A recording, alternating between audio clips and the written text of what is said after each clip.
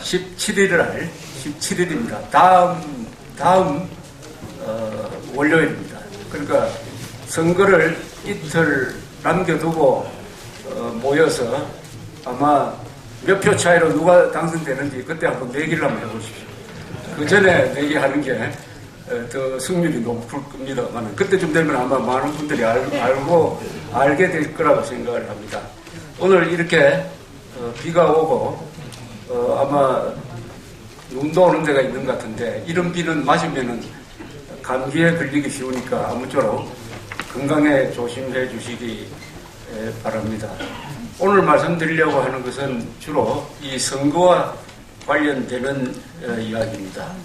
어제 그 박근혜 씨를 따라다니던 그 이춘상이라는 분이 교통사고를 만나서 사망을 했습니다.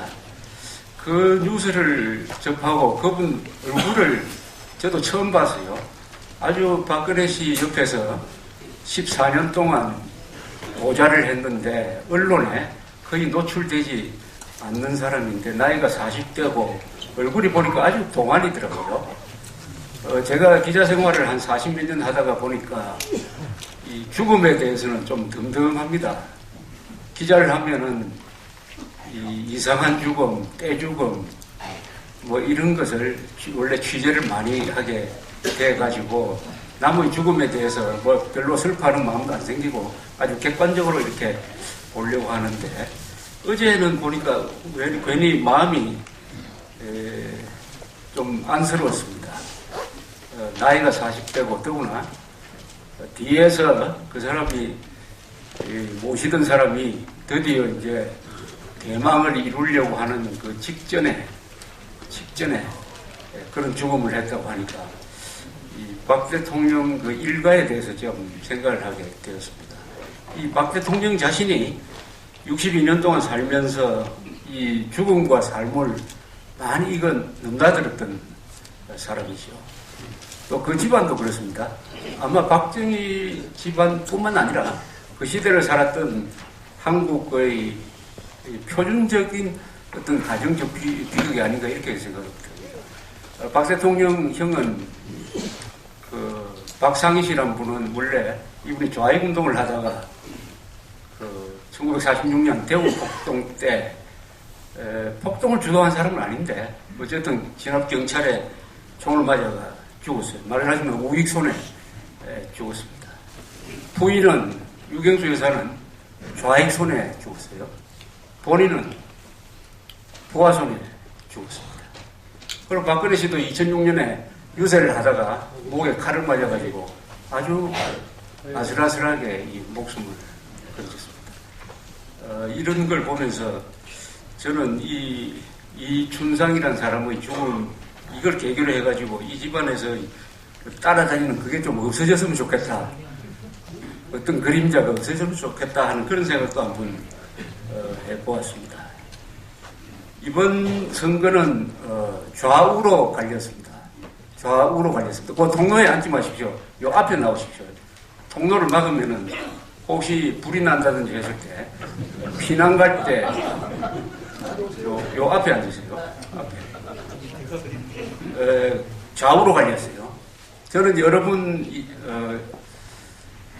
여기서 이야기를 하면서 이 선거판은 좌우로 갈려지는 게 맞다라고 생각을 하고 이야기를 했습니다. 그게 정직하다.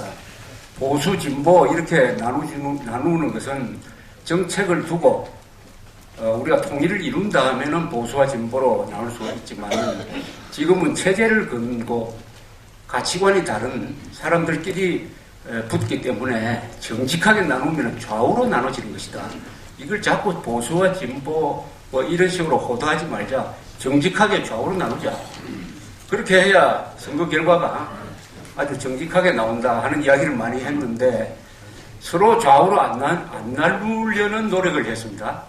좌에 있는 사람은 오른쪽으로 가려고 그러고 오른쪽에 있어야 할 새누리당은 자꾸 왼쪽으로 가려고 하다가 이렇게 좌우로 잘 나누지지 안 했는데 이제 보니까 좌우로 나눠져 버렸어요. 왜 이렇게 됐느냐 하면은 이것은 이 문재인 후보 측의 또는 북한 측의 그 작용에 대한 대한민국 세력의 반작용에 의해서 그렇게 된 거다 이렇게 생각을 합니다. 이 좌우로 나누도록 만든 것은 이 좌측에 있는 사람들이 좌우로 나누도록 하니까 우측도 할 수 없이 좋다 그러면 할 수 없다. 좌우로 나누자 해서 선거판이 좌우가 되고 그랬어요. 좌우가 되고 그랬다. 좌우의 기준은 뭐냐? 대한민국 헌법을 존중하느냐 마느냐. 대한민국 헌법에서 한반도 전체를 민주공화국으로 만들어라. 그리고 자유통일하라. 북한은 우리의 영토다. 자유민주주의다. 법치주의다. 시장경제다 하는 이런 원칙을 존중하느냐 아니면 이걸 부인하느냐의 차이입니다. 존중하면 오른쪽이에요.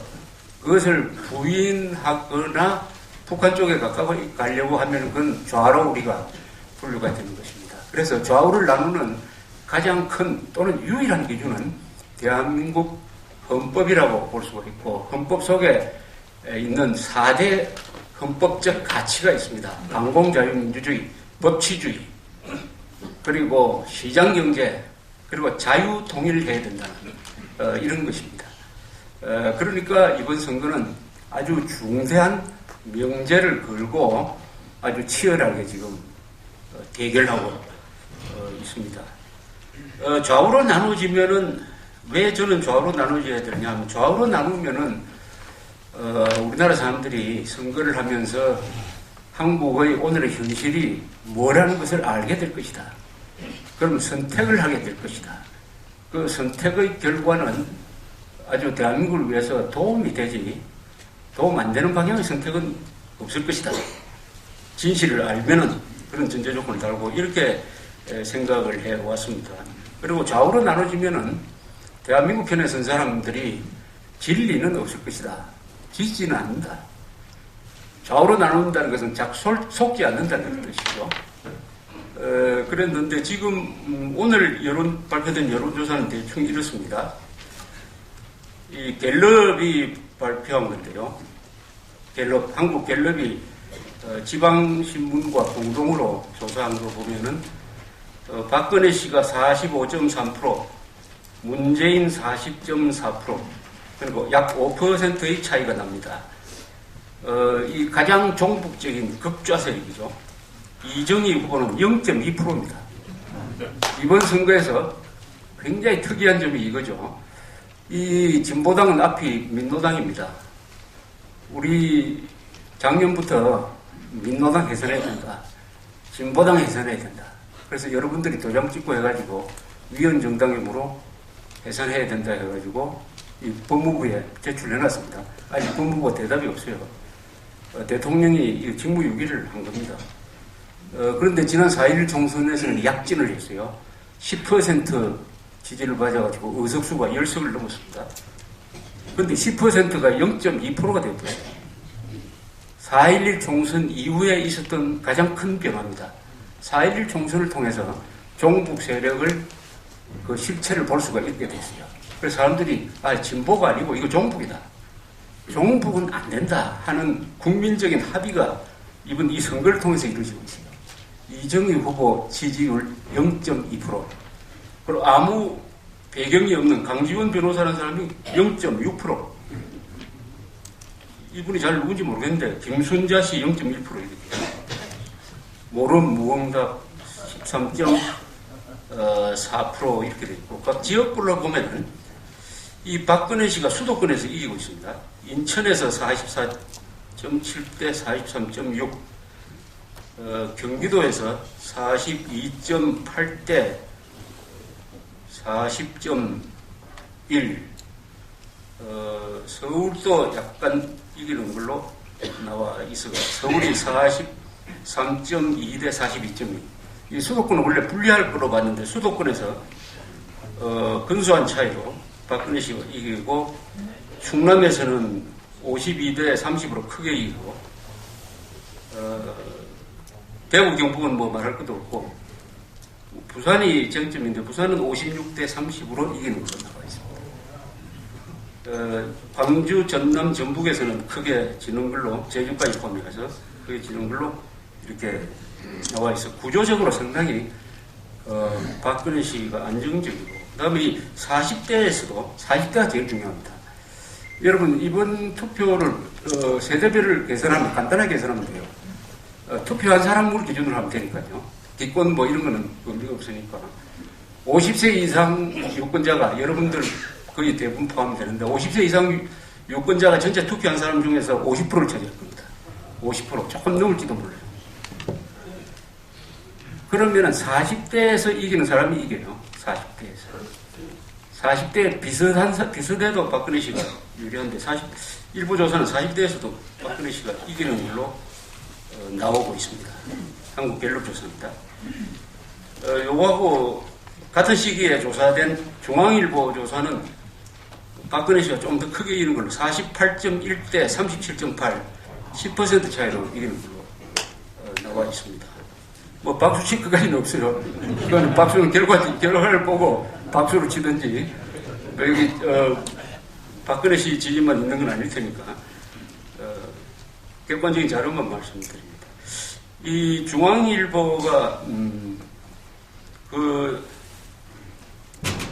전에 조사한 것보다도 이 차이가 벌어졌습니다. 문제는 이게 여론조사는 추세입니다. 추세.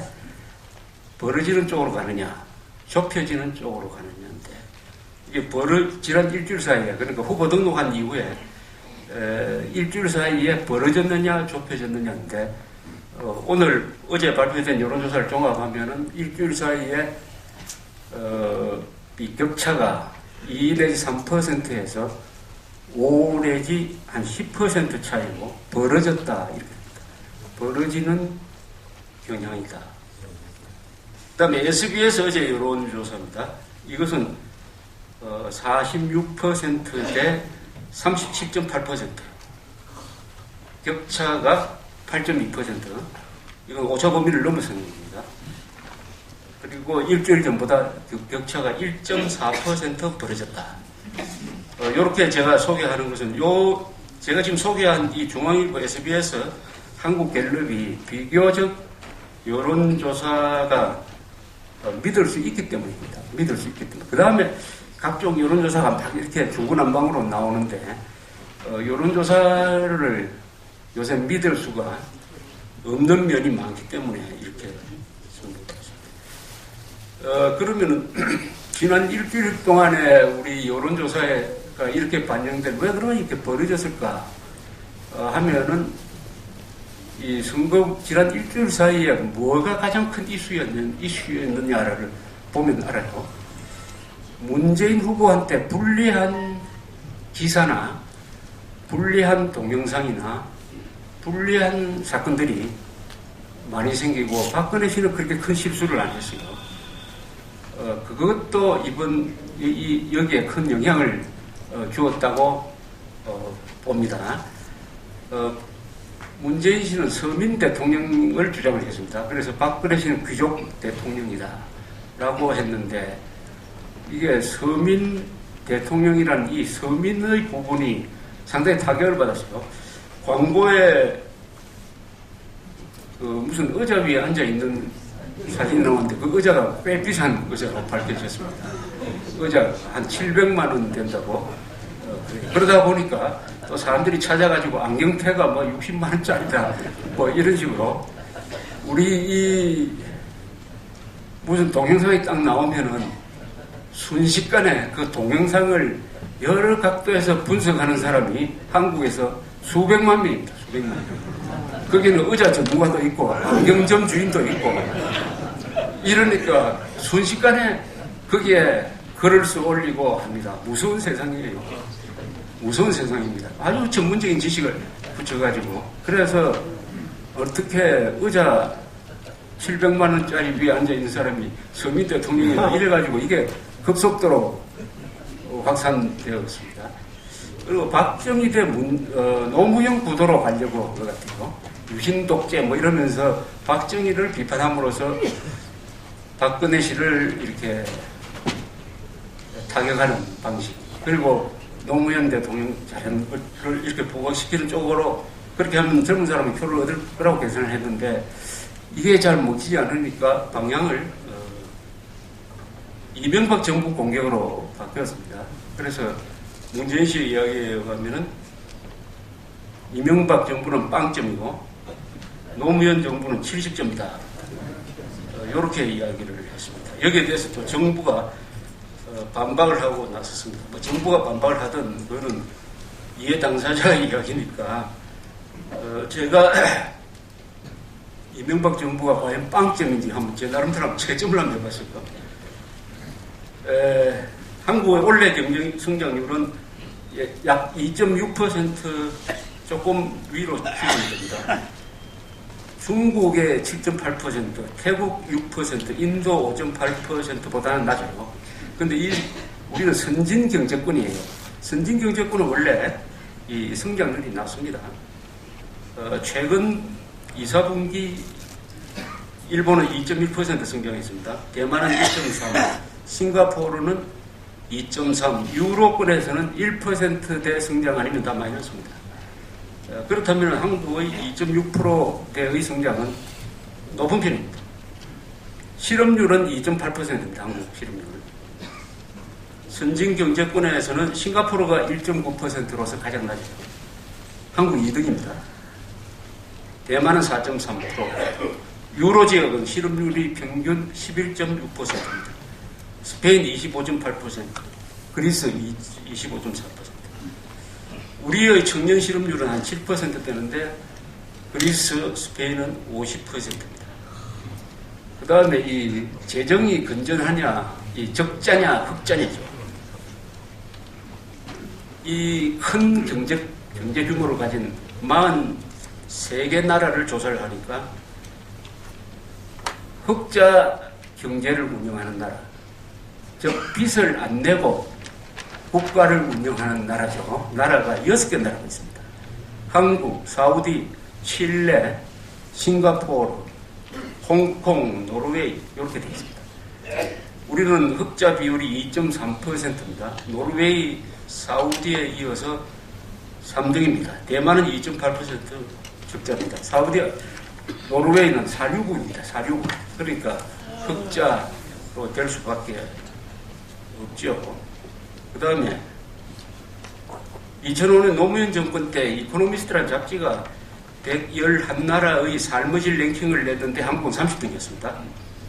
올해는 19등으로 올라갔습니다. 우리가 2005년에 유엔개발기구가 발표하는 인간개발지수, 이것도 삶의 질 랭킹인데 한국이 26등이었어요.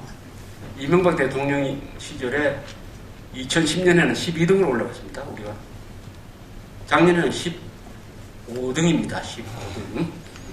한국의 무역 총액 순위는 노무현 때보다 올랐고 작년보다 올해 한 등급이 올라서 세계 8등이 됩니다. 무역 총액. 미국, 중국, 독일, 일본, 프랑스, 영국, 네덜란드 다음이 한국입니다. 이렇게 본다면은 빵점은 좀 너무한 거 아니냐? 빵점은 좀 너무한 거 아니냐? 국제적 통계를 봐야 되죠. 국제적 통계. 통계를 내려면은 국제적으로 봐야 됩니다. 아니면 이렇게 보는 방법이 있어요.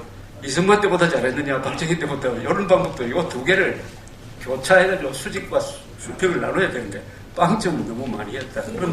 그러니까 이게 잘 안 먹힌다. 말하자면 이명박을 공격을 해가지고 박근혜를 이렇게 내려앉히는 게 이 논리상 잘 맞지 않다. 그러다 보니까 이 확대된 것이 아니냐. 이렇게 저는 추정을 하고 있습니다. 또 여론조사를 읽는 하나의 기준이 있어요. 여론조사를 하면은 꼭 투표할 사람 중에서 또 물어봅니다. 누구를 지지하느냐. 투표할 사람 중에서의 지지율은 박근혜 씨가 문재인보다 항상 플러스 한 2, 3% 많이 나옵니다. 꼭 투표할 사람 중에서는 높아요. 그 다음에 두 번째 또 요소가 있습니다. 투표율을 대입하는 것입니다. 투표율이 높아지면은, 그러니까 65%를 기준으로 높아지면은 문재인 후보한테 유리하다고 지금 일반적으로 얘기합니다. 투표율이 낮으면은 원래 50세 이상 투표율이 높으니까 상대적으로 박근혜 씨가 유리할 것이다. 그래서 과거에 투표율이 있습니다. 2007년에 한 63% 됐죠. 2002년에는 70% 넘었습니다. 그전에는 한 80% 됐습니다. 이 모든 선거에서 투표율이 선진국형으로 갑니다. 쫙 낮아지죠. 한 50%까지 낮아질 가능성이 많아요.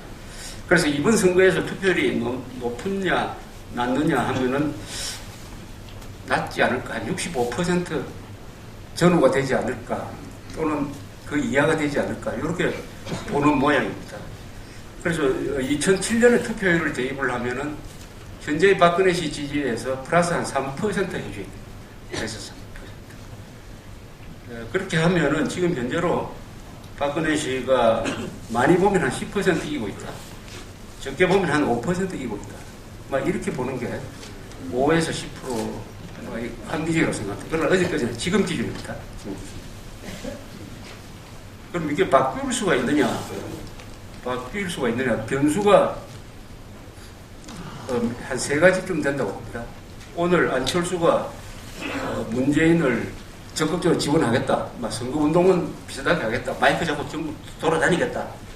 이렇게 선언할 건지, 아니면 그 사람이 항상 말한 대로 애매모호하게 이야기할 건지. 그게 변수랍니다. 변수. 여론조사 전문가의 이야기, 그게 변수라고 해요. 두 번째는 북한이 미사일 발사한다고 하니까 문재인 후보까지 다 반대하고 나섰어요.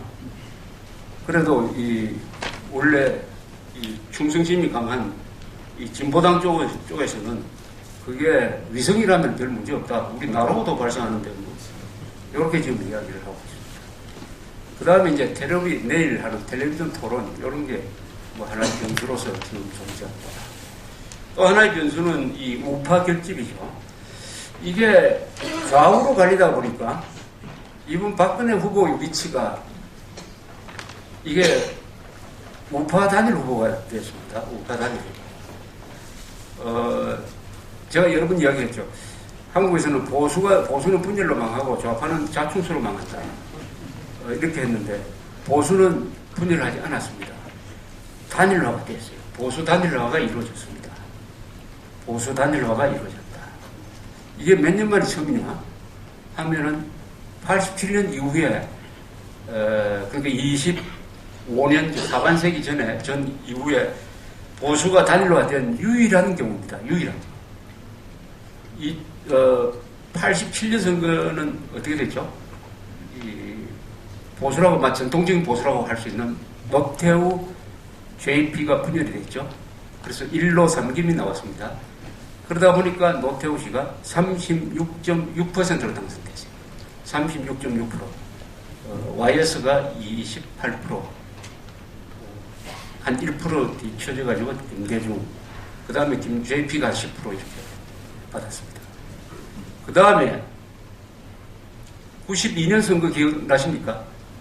92년 선거는 정주영 씨가 출마를 했습니다. 그래서 김영삼, 정주영으로 보수표가 나누어졌습니다. 그래도 김영삼 씨가 약 8% 차이, 약 200만 표 차이로 이겼습니다. 97년에는 이회창, 이인재로 나눠졌죠. 이인재 씨가 20%를 가져가니까 이회창 씨가 30만 표 차이로 졌습니다. 2002년에는 너무나 생생하죠. 정몽준 씨가 절로 넘어가는 바람에, 중도표를 가지고 노무현 쪽으로 넘어가는 바람에 이회창 씨가 50만 표 차이, 58만 표 차이로 졌습니다. 2007년에도 분열이 있었습니다. 이회창, 이명박, 정동영 이래 됐죠. 그래서 득표율이 이명박 선수가 49.6%였죠. 그 다음에 이회창 씨가 15%.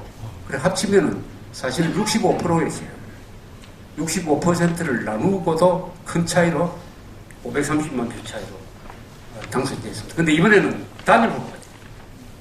박근혜 씨가 단일 후보로 되었다. 구조적으로 좀 신중하게 이야기하면 박근혜 후보가 단일 후보인 이상은 지기 어려운 게임이다. 저는 이렇게 이야기합니다. 지기가 어렵다. 지기가 어려운 이 구조가 된 것이 이번 선거에 아주 특징적인 것이고, 그러다 보니까 이 보수 대단결 같은 이런 분위기가 지금 이루어지고 있습니다. 보수 대결집. 그래서 이 김대중 세력 중에서 반공적이 또는 종북까지는 가기 싫은 세력이 있었어요. 그 사람들이 박근혜 씨 진영으로 갔습니다. 한광옥, 김경재 같은 사람인데, 최근 또 한화갑씨가 별로 합류한다는 이야기도 있습니다. 그 다음에 이회창 씨는 평당원으로 입당을 해가지고 지금 마이크를 잡고 충청도의 선거운동을 하고 있습니다. 안철수 씨도 백의종군하고 이회창 씨도 백의종군이라는 이야기를 했는데, 백의종군이란 말 뜻에 맞는 거는 이회창 씨의 행동이 백의종군이 맞아요. 백의종군은 벼슬을 하던 사람이 하는 겁니다. 벼슬을 한 적이 없는 사람은 백의종군이라는 말이 성립이 안 돼요. 국무총리하고 여당 총재했던 사람이 평당원으로 들어가서 마이크 잡고 시장 바닥 돌아다니면서 유세하는 게 이게 백의종군입니다. 충무공은 상군 수군 통제사 하다가 누명을 쓰고 조사를 받고 개업장 다 떼고, 그게 백의종군입니다. 기억나실지 모르지만 제가 이게 종북 세력하고 이기려면 애국 운동 세력은 세 가지를 해야 된다, 이런 이야기를 한 적이 있습니다. 첫째는 대동단결을 해야 된다. 대동단결 기준은 뭐냐? 헌법 지키면 다 우리나라 사람이다. 북한 정권을 반대하면 다 우리 편이다. 이렇게 크게 나눠야 된다. 두 번째는 백의종군을 해야 된다. 과거에 내가 뭘 했다, 이런 이야기 하지 말고 지금 자기가 가지고 있는 수단, 힘, 영향력을 어떻게 할 거냐. 그게 백의종군이다. 세 번째는 분진 합격을 해야 된다. 각자 나름대로 뛰어야 된다. 서로 이게 조직을 만들고 연락하고 할 시간도 없고, 그렇게 하면은 한국 사람들 잘 안 된다. 원래 뭉치면 한국 사람들 싸우는 경향이 있으니까, 각자가 자기 몫이 있으니까, 자기가 지킬 모퉁이가 있으니까 거기서 열심히 하다가 보면은 분진 합격이다. 같은 방향으로 모이게 돼 있다. 그 힘이 모여가지고 같은 방향으로 간다. 이렇게 이야기했는데, 가만 보니까 딱 요새는 그런 경향으로 가고 있어요. 대동단결은 됐고 백의종군 하는 사람이 많아요. 분진 합격은 뭐냐? 요새 이 선거운동을 보면은 또 이게 특이한 점이 하나 있습니다. 사실 오늘 저희 강연의 주제를 언론과 선거 이렇게 끌어놨습니다. 박근혜 씨는 선거 운동 기간이 시작되기 한 일주일 전까지는 한 2대1 내지 3대1로 불리한 언론 환경 속에서 투쟁을 했어요. 여러분 텔레비전만 딱 켜면은 올해 들어와서 지금까지 어떤 보도가 나옵니까? 첫째, 박근혜 씨 동향이 먼저 나옵니다. 두 번째는 문재인 동향, 세 번째는 누굽니까? 안철수. 시간 배분이 똑같아요. 1대1대1이라. 그런데 이 안철수 문재인은 주로 내거는 정책이나 말이 박근혜 씨를 공격하는 게 있습니다. 그러니까 2대1이 돼버렸어요. 2대1. 이건 아주 우리 언론이 잘못 시간 배분을 한 거예요. 문재인, 안철수 합쳐서 시간 1로 하고 박근혜 씨 1로 했었어요. 맞아요. 왜냐하면 문, 안 중에 누가 후보가 될지 몰랐잖아요. 후보가 둘 중에 분명히 한 사람은 후보가 안 되는데, 후보가 안 되는 사람까지도 똑같이 시간 배분을 해서 이렇게 국민들을 보도한 겁니다. 반대로 보도한 겁니다. 그래서 매우 불리한, 그럼 원래 우리 언론이 지금 많이 좌경화가 되어 있고, 특히 그 구성 멤버가 젊은 기자들이 많아가지고 자연스럽게 반박 분위기가 많았는데 아주 불리한 게임을 했는데, 안철수 씨가 사퇴하고 나간 다음에 비로소 1대1로 딱 정립이 됐어요. 그래서 요즘 아마 텔레비 보면 비교적 혼란스럽지 않죠? 1대1로 딱 나오니까.